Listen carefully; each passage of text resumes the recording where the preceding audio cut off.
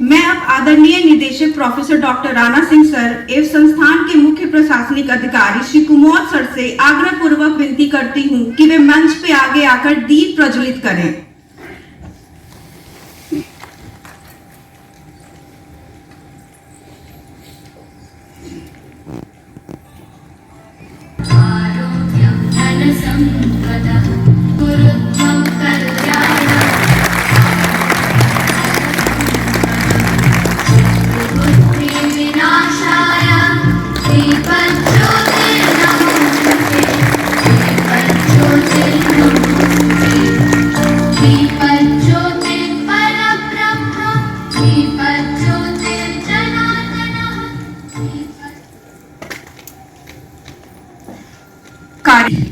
प्रशिक्षणार्थी, मैं डॉक्टर राणा सिंह आप सभी का सीएम SC/ST EBC महिला युवा उद्यमी योजना के इस द्वितीय चरण के प्रशिक्षण कार्यक्रम में हार्दिक स्वागत और अभिनंदन करता हूं।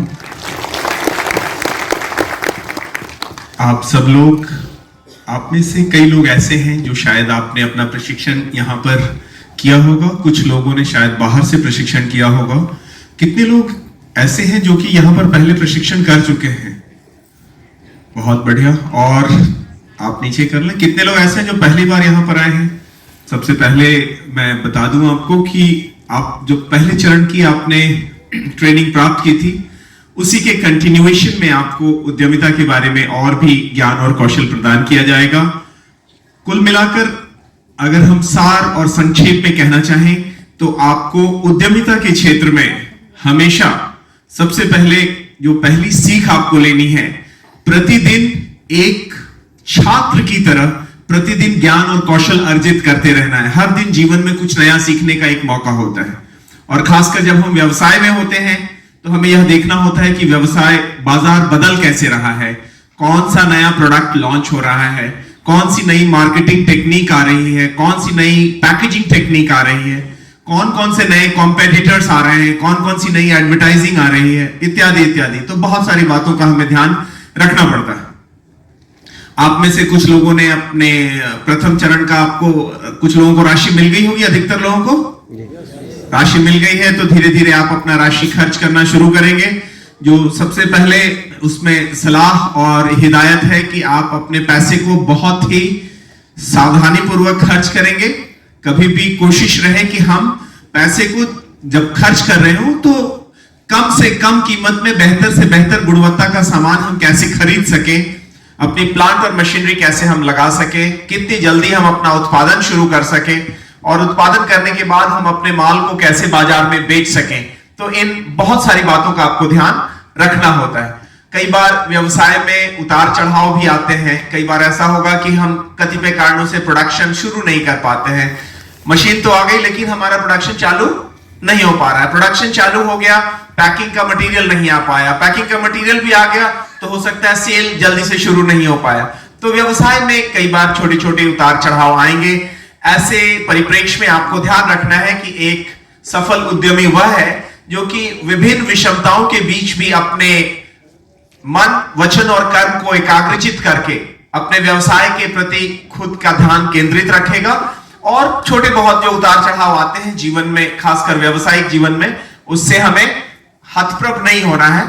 हमेशा एक प्रतिदिन नई कोशिश करनी है और नया ज्ञान और कौशल अर्जित करना है। मैं आपको यह भी बताना चाहूंगा कि धीरे धीरे आपको अपनी मार्केटिंग की स्ट्रैटेजी बदलनी पड़ेगी, स्ट्रॉन्ग करनी पड़ेगी। बाजार में हमें अपने माल को कैसे कैसे बेचना है समझना होगा, और लोग अपना माल कैसे बेच रहे हैं। सबसे इंपॉर्टेंट काम है अपने प्रोडक्ट को बेचना और अपने कस्टमर्स को खुश रखना। अगर हम अपने कस्टमर्स को खुश रखते हैं और अपने प्रोडक्ट्स को बेच पाते हैं तो हम लंबी दूरी में मार्केट में खुद को सरवाइव कर सकते हैं। और जब हम व्यवसाय कर रहे होते हैं तो हमें बहुत सारी चुनौतियों का सामना करना पड़ेगा। छोटी छोटी चुनौतियां मैं बता सकता हूं ताकि आप अपने आप को, खुद को ध्यान रखेंगे उस पर। एक और जो इंपॉर्टेंट एस्पेक्ट है, आपको इस बात का ध्यान रखना है कि जब आप अपना कंस्ट्रक्शन से रिलेटेड काम कर रहे हैं तो कंस्ट्रक्शन से रिलेटेड काम में 1 लाख से ज्यादा का खर्च नहीं करना है। अगर आप 1 लाख से ज्यादा का खर्च करेंगे तो उस पर आपको मुश्किलें आपकी बढ़ सकती है। जैसे आपको अगर दुकान में कुछ कंस्ट्रक्शन करना है या दुकान बनाना है या रिनोवेशन करना है, कुछ भी करना है, तो उसमें खर्च जो है 1 लाख से ज्यादा नहीं करनी है, नंबर 1। नंबर 2, जितना भी पैसा आप खर्च करेंगे उसके मतलब आप जितना भी पैसा खर्च करेंगे उसका हिसाब किताब प्रॉपर मेंटेन करके रखेंगे, कारण कि आपको चार्टर्ड अकाउंटेंट से सर्टिफाई करा के आपको अपना यूटिलाइजेशन सर्टिफिकेट देना पड़ेगा। व्ययिता प्रमाण पत्र हम कहते हैं, यूटिलाइजेशन सर्टिफिकेट, कि आपने ये पैसा खर्च कर दिया है और उसी कार्य के लिए खर्च किया है जिसके लिए आपको ये पैसा दिया गया है। अगर आपको ये पैसा दिया गया है व्यवसाय शुरू करने के लिए, तो आपने सिर्फ व्यवसाय करने के लिए ही आप इस पैसे को आप खर्च किए हैं और किसी अन्य कार्य के लिए आपने ये पैसा खर्च नहीं किया है, नंबर 1। नंबर 2, जब आप मशीन खरीद रहे होंगे तो यह ध्यान रहे कि आप कोई पुरानी मशीन नहीं खरीदेंगे तो नई मशीन खरीदेंगे, और उसके साथ यह ध्यान रहे कि जीएसटी पेड की रसीद जरूर होनी चाहिए। अगर वो जीएसटी पेड रसीद नहीं दे रहा है आपको, तो समझिए कि कुछ मामला गड़बड़ है। और जब अपनी यूटिलाइजेशन सर्टिफिकेट देंगे तो उस समय उन सारे तथ्यों को जांचा जाएगा, परखा जाएगा। तो जब आप अपनी मशीन खरीद रहे हैं तो इस बात का ध्यान रहे कि आपको जो मशीन मिल रही है उसके साथ उसकी जीएसटी पेड रसीद जरूर मिलनी चाहिए, नहीं मिलनी चाहिए? और अगर वो रसीद कहता है बाद में दे देंगे, तब आप क्या करेंगे? नहीं लेंगे, कहेंगे पैसा भी हम आपको बाद में देंगे। आप ऐसा गलती मत कीजिए। हाँ, अगर कोई दूसरा जगह मिल रहा है तो आप उनसे ले लेंगे, अन्यथा कहेंगे कि ठीक है, जब आप रसीद देंगे तभी हम आपको पैसे, ऐसा नहीं कि पैसा पहले दे दिया और रसीद, हाँ, फिर बाद में की कहानी थोड़ी सी बिल्कुल जो है दिक्कत हो जाती है। तो आप प्रयास ये करें कि रसीद देख लें, कौन सी रसीद दे रहे हैं जरा हमें दिखाइए, उसमें जीएसटी प्रॉपर लिखा हुआ है कि नहीं, उसके बाद ही पेमेंट करें। और पेमेंट करने का 2 तरीका बेहतरीन है आपके पास, या तो आप चेक से पेमेंट करें या पेटीएम से, यूपीआई से पेमेंट करें। कैश को बिल्कुल, एक एक्सरसाइज सीख लें ये वाला, जब भी कोई कैश की बात करे तो ये एक्सरसाइज याद रहेगा। कर लेंगे एक्सरसाइज, करके दिखाइए। Very good. तो बिल्कुल मना कर देना है आपको, जो कैश की बात करे कि नहीं, मुझे या तो यूपीआई से हम पेमेंट करेंगे या चेक से, ताकि कई बार उसका फायदा यह होता है कि अगर आप भूल भी जाते हैं कि हमने किसको पेमेंट किया था, तो आप बैंक के खाते से देख सकते हैं कि ठीक है, हमने 35,000 रुपए या 1 लाख रुपए या 75,000 रुपए XYZ कॉर्पोरेशन को पेमेंट किया था। तो आपकी सारी रसीदें गुम हो जाएं, चोरी हो जाएं, बर्बाद हो जाएं, तब भी आपके पास बैंक स्टेटमेंट एक ऑथेंटिक डॉक्यूमेंट होता है जिससे कि आप सर्टिफाई कर सकते हैं कि नहीं, आपने ये मशीन खरीदी थी और अमुक स्थान से खरीदी थी, ताकि फिर वो अपने अकाउंट्स में, उसके अकाउंट में भी दिखेगा कि वो पैसा आपके पास से आया है। अब आगे चलते हैं। तो जैसे आपकी प्लांट मशीनरी, कितने लोग ऐसे जो अपने प्लांट खरीद लिया है, अपना मतलब मशीनरी खरीद लिया है, बिजली का कनेक्शन ले लिया आपने जी, और घर वाली बिजली से काम कर रहे हैं तत्काल? कॉमर्शियल काम नहीं करें, अन्यथा मुश्किलें बढ़ सकती। और प्रोडक्शन जैसे आप शुरू करते हैं, पैकेजिंग के लिए क्या किया आपने? पैकेजिंग की मशीन खरीदी है या बाहर से करा रहे हैं? मशीन ले ली है, बहुत बढ़िया। तो कुल मिलाकर जब हम अपना काम शुरू करते हैं तो हमारे पास छोटी छोटी बाधाएं आती रहेंगी। कई बार कुछ ऐसी मुश्किलें आती है जिसमें कि हमें समझ में नहीं आता है।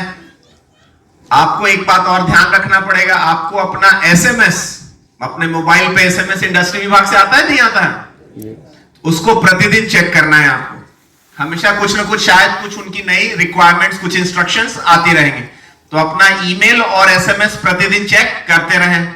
और जो मोबाइल नंबर आपने फॉर्म में दिया है उस मोबाइल नंबर को आप बदले नहीं। पहला काम यह करें कि अगर वो जिस मोबाइल नंबर को आपने इंडस्ट्री विभाग में जमा किया है वो अगर प्रीपेड मोबाइल है तो उसको पोस्टपेड करा लीजिए। क्या करा लीजिए? पोस्टपेड। वो नंबर आपसे हाथ से नहीं निकलना चाहिए, कारण कि आपका वो मोबाइल नंबर इंडस्ट्री डिपार्टमेंट में जमा है। वो कई बार ऐसा होता है कि प्रीपेड में अगर आप 1 महीना 2 महीना नहीं रिचार्ज करते तो नंबर आपका खत्म हो जाता है। तो आपसे एक बहुत ही अच्छी सलाह है आपके लिए, अगर वो मोबाइल नंबर आपका प्रीपेड नंबर है तो उसको आप तत्काल पोस्टपेड में करा लीजिएगा, तो आप ज्यादा मतलब कुशलता से काम कर सकेंगे। नंबर 1। नंबर 2, जो एसएमएस आते हैं इंडस्ट्री विभाग से उसको हमेशा कोशिश करें कि जितनी जल्दी से जल्दी हो सके आप उसको उसका जवाब दे दें। जैसे कई बार कहते हैं जी आप एक काम कीजिए, आपने अपना करंट अकाउंट खोलने के लिए कहा होगा जी, करंट अकाउंट खोल के उसका डिटेल्स अपलोड कीजिए पोर्टल पे। तो उनके जो निर्देश आते हैं उसको यथाशीघ्र उसका अनुपालन परिपालन निश्चित तौर पर सुनिश्चित कीजिए और तुरंत अपडेट करा दीजिए। अगर आप अपने से नहीं कर सकते तो किसी और को कह के करा लीजिए। हमें सबसे पहले एक छात्र के तौर पर सीखना पड़ेगा कि बाजार में और कौन कौन से प्रोडक्ट्स बिक रहे हैं। तो आपको पहले दिन आप आसपास के बाजारों में एक कस्टमर बनकर जा सकते हैं और देख सकते हैं कि कौन कौन सा प्रोडक्ट बिक रहा है, वो कैसे बिक रहा है, वो किस भाव में खरीद रहे हैं, किस भाव में बेच रहे हैं, किस पैकेट की क्या प्राइस है। कई बार ऐसा होता है कि जो 1 किलो का पैकेट है उसकी प्राइस कम है, आधे किलो की जो पैकेट है उससे थोड़ा सा ज्यादा है, जो 200 ग्राम की पैकेट है उसकी थोड़ी सी प्राइस ज्यादा है, तो 100 ग्राम की। तो आपको यह देखना पड़ेगा, सीखना पड़ेगा और समझना पड़ेगा कि किस साइज की क्या प्राइस है। तो रिटेल प्राइस क्या है, होलसेल प्राइस क्या है, डीलर प्राइस क्या है, तो ये सारी बारीकियां आपको समझना पड़ेगा। किताब में लिखा हुआ मिलेगा कि नहीं मिलेगा? जितने लोग खाद्य पदार्थ से जुड़े व्यवसाय में हैं, जो बेकरी में है, मसाला में है, आटा चक्की में है, बेसन इत्यादि, तो जो भी ऐसे बिजनेस है जिसमें कि हम खाने पीने का व्यवसाय कर रहे हैं, तो उसमें एक भारत सरकार की एक मानक संस्था है, हम स्टैट्यूटरी बॉडी कहते हैं उसको, FSSAI, food safety standards authority of India. तो हमें वहां से भी एक लाइसेंस प्राप्त करना होता है। तो आपको आसपास के जो साइबर कैफे हैं वो गाइड कर देंगे आपको कि वहां पर कैसे फॉर्म भरना है, कैसे अप्लाई करके अपना लाइसेंस लेना है। तो आप में से कितने लोग ऐसे हैं जो खाने पीने के व्यवसाय से जुड़े हैं? बहुत बढ़िया, कम से कम कर दिया है, तो अपने इनके लिए एक बार ताली बजा दें आप लोग। कई चीजें हम आपस में भी एक दूसरे से सीख सकते। बता देना चाहूंगा मैं कि जो भी खाद्य पदार्थ के व्यवसाय में है उनके लिए FSSAI का लाइसेंस लेना नितांत आवश्यक है। दूसरा, ये लगभग सभी व्यवसायियों के लिए है। आपको धीरे धीरे समझना पड़ेगा कौन कौन से नियम कानून हैं। अगर आप पैकेजिंग करते हैं तो 200 ग्राम का 200 ग्राम पैक कर पा रहे हैं कि नहीं, उसके लिए आपको माप तौल विभाग से आपको अपनी माप तौल की जो आपका गैजेट है उसका सर्टिफिकेशन कराना होता है।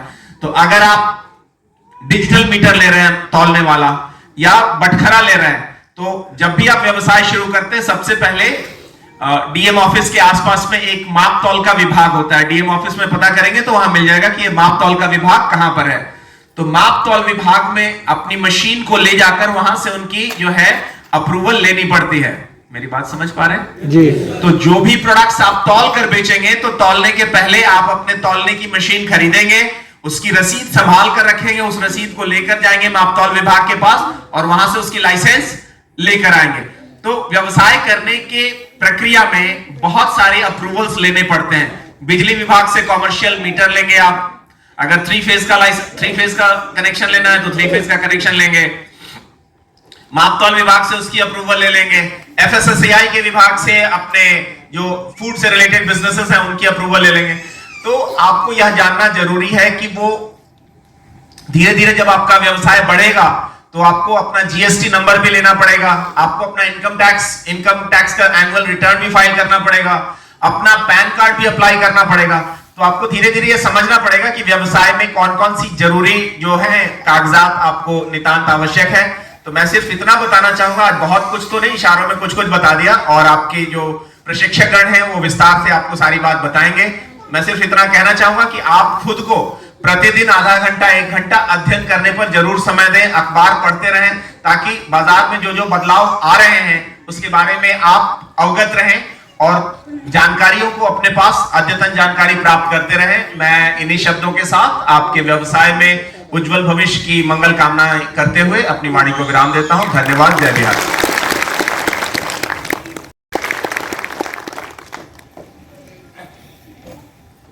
धन्यवाद हर्षा।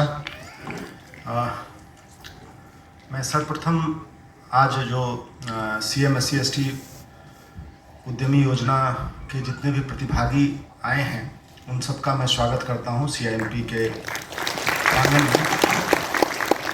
अभी आने वाले 6 दिन आप हमारे साथ रहिएगा और आप अलग अलग जो हमारे प्रोफेसर्स हैं उनसे आप जो है ट्रेनिंग लीजिएगा। हमारे निदेशक महोदय ने अपनी बात रख दी है, तो ज़्यादातर चीज़ वो कवर कर लिए हैं। मैं सिर्फ एक दो बातें आपके पास रखूँगा। जैसा कि आप लोग इसमें से बहुत सारे लोग हैं जो प्रथम चरण का यहाँ पे कर चुके हैं, तो वो तो हमारे यहाँ का सारा नियम कानून कायदा जानते ही हैं। जो लोग नए हैं उनसे भी मेरा यही अनुरोध रहेगा कि आने वाला जो 6 दिन आपका CIMP में रहे, तो आप हमारे जो यहाँ के रूल्स रेगुलेशन हैं उनके हिसाब से आप लोग जो है काम कीजिएगा। किसी चीज़ की आपको ज़रूरत होगी, कुछ आपको पूछना होगा, वो हमारे यहाँ पे सरोज जी हैं, पवन है, ये सारे लोग आपको मदद करेंगे। लेकिन हम लोग डिसिप्लिन पर बहुत ध्यान देते हैं, तो ये आप मान के चलिए कि अगर कुछ ऐसा चीज़ लगेगा जो आप इंटेंशनली आप कर रहे हैं, जो हमारे रूल्स के खिलाफ है, तो आप ये यकीन मान के चलिए कि हम लोग आपको जो है बीच ट्रेनिंग में हम लोग आपको निकाल सकते हैं। हम उद्योग विभाग को लिख के दे सकते हैं कि इन्होंने ऐसा ऐसा किया। तो ऐसा जो है आप लोगों को इसलिए बताएं कि इस तरह का नहीं होना चाहिए। दूसरी बात है कि इसमें बड़ी संख्या में महिलाएं भी हैं, तो आप लोगों को ये भी ध्यान रखना है कि आप खाने में, बैठने में, इन सारे इसमें जो है महिलाओं को प्रायोरिटी आप लोग दीजिए। और आपका आने वाला जो 6 दिन है वो बहुत ही अच्छा बीते, और आप हर चीज़, आप जिस चीज़ के लिए आए हैं वो आप अच्छे से गुर सीख के जाइए, ताकि आप अपने व्यवसाय में आगे बढ़ सकें। CIMP की हार्दिक शुभकामनाएं हैं आपके साथ। और आगे भी जब ये आपका द्वितीय चरण समाप्त हो जाएगा, उसके बाद भी जो सीरियस लोग इसमें से होंगे, जिनको कि सही में कुछ आगे भी कुछ हमारी मदद की ज़रूरत होगी, आपको कहीं पे ऐसा लगेगा कि CIMP जो है वो आपको व्यवसाय में कुछ गाइडेंस दे सकता है, तो CIMP का इंक्यूबेशन सेंटर है, CIMP business incubation and innovation foundation, तो उससे आप बाद में भी जो है जुड़ सकते हैं, आप उससे इंक्यूबेट हो सकते हैं। CIMP में MSME का भी, CIMP MSME का भी होस्ट इंस्टीट्यूशन है, स्टार्टअप में भी काफ़ी मजबूत तरीके से काम कर रहा है। तो जो इसमें सीरियस होंगे वो आगे भी अगर वो चाहेंगे तो उनको CIMP से मदद मिलेगी। हम लोगों का उद्देश्य, इतनी बड़ी संख्या में हम लोग ट्रेनिंग दे रहे हैं। आप जानते हैं कि हमारे यहाँ बड़े बड़े PSUs का और जो गवर्नमेंट के जो बड़े अधिकारी हैं उन सबकी ट्रेनिंग होती है, और हमारे पास बिल्कुल ट्रेनिंग के लिए इतना मतलब स्लॉट नहीं रहता है आप, लेकिन उसके बावजूद भी अगर हम लोग आप लोगों के ट्रेनिंग को ज़्यादा से ज़्यादा यहाँ कराते हैं, उसके पीछे CIMP का उद्देश्य सिर्फ इतना है कि आप लोग सीरियसली जो है यहाँ पर सीखें, और यहाँ से सीख करके जाएं तो आप अपने व्यवसाय को में उसको लागू करें और सफल हों। तो मैं ज़्यादा समय नहीं लूँगा, और इन्हीं शब्दों के साथ मैं अपनी बात को समाप्त करता हूँ। आपका आने वाला 6 दिन पूरा लर्निंग भरा रहे, और किसी भी तरह का कुछ भी अगर ज़रूरत हो तो हमारे जो सरोज जी हैं उनको आप बता सकते हैं। धन्यवाद। धन्यवाद सर।